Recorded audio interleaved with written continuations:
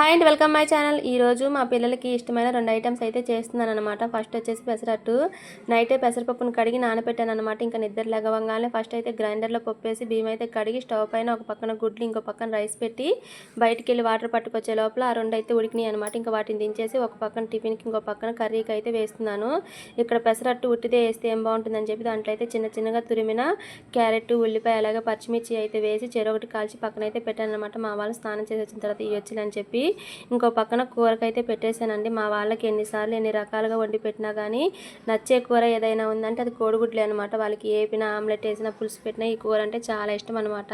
ఇంకా చింతపండు పులుసు పోసేసి కూరలో నేనైతే చట్నీ వేసి మా వాళ్ళకైతే చెరో కట్ట అయితే ఇచ్చేసి మా పాపకైతే జల్లు వేసి లంచ్ బాక్స్ పెడదామని చెప్పి వచ్చానమాట. ఈ లోపల మా పాపకు వ్యాన్ వచ్చింది. ఇంక తనకైతే స్పీడ్గా పెట్టి పంపించేశాను. ఇక్కడైతే ఇప్పుడు మా వాళ్ళ లంచ్ బాక్స్ అయితే పెడుతున్నాను అనమాట. కోడిగుడ్డు అయితే పైన ప్లేట్లో వేస్తే ముక్కలైపోతుందని చెప్పి కింద రైస్లోనే పెట్టేసి పైన అయితే కర్రీ వేశాను.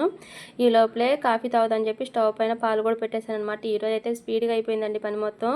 మా వాళ్ళకి ఈరోజు వాళ్ళకి నచ్చిన స్నాక్స్ కూడా వాళ్ళే పెట్టుకున్నారనమాట. నైట్ అయితే వాళ్ళ నాన్న పనసకాయ తెచ్చారనమాట. ఈరోజు అయితే ఉదయాన్నే 6ంటికే లేచి దాన్ని అయితే కుస్తీలు పడి మరీ కట్ చేశారనమాట. మా వాడైతే ఉదయం అలాగే సాయంత్రం 2 ఇంటర్వెల్కి కలిపి పనసకాయలే పెట్టుకున్నారనమాట. ఇప్పుడే కట్ చేశారు కాబట్టి స్మెల్ అయితే సూపర్గా వస్తుందనమాట. బాగా పండిపోయింది.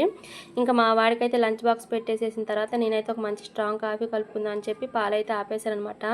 మా వాడికి లంచ్ బాక్స్ పెట్టేసి పక్కన పెట్టేసి నేను ఇక్కడ కాఫీ అయితే కలుపుకుంటున్నాను. ఎప్పుడైనా సరే కాఫీ బాగా టేస్ట్గా ఉండాలంటే కాఫీ కలిపేటప్పుడు బాగా నురగలు అయితే రావాలన్నమాట.